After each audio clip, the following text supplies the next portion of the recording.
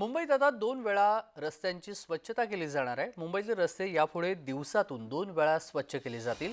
सकाळी आणि संध्याकाळी रस्ते स्वच्छ करण्यासाठी नियोजन आखण्यात आले। पालिकेच्या घनकचरा विभागामार्फत नियोजन सुरू आहे। मुंबईमध्ये विकास कामांमुळे रस्त्यावर धुळीच्या प्रमाणामध्ये वाढ झाली आहे आणि त्यामुळे हा निर्णय घेण्यात आलेला आहे। सकाळी आणि संध्याकाळी रस्ते स्वच्छ करण्यासाठी नियोजन आखण्यात आलेलं आहे। पालिकेच्या घनकचरा विभागामार्फत नियोजन सुरू आहे। 2 वेळा रस्त्यांची स्वच्छता केली जाणार आहे आणि याबाबत आदित्य ठाकरे यांनी काय म्हटलंय ते आपण पाहूयात। एशनसी सरकारमध्ये आपण पाहिलं असेल, त्यांच्या राजवटीत साधारणपणे 2 वर्षात आम्ही सगळे रस्ते खड्डेमुक्त करू। आपण पाहताय मुंबईचे सगळे आमदार रस्ते, मुंबईकर रस्ते सगळीकडे धूळ आहे, खड्डा सगळीकडे पाहतो आपण, खड्ड्यात टाकलेली मुंबईला।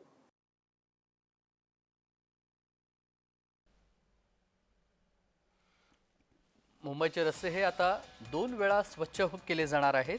याबाबत तरतूद करण्यात आलेली आहे आणि सध्या या सगळ्या कामांवरती नियोजन सुरू आहे।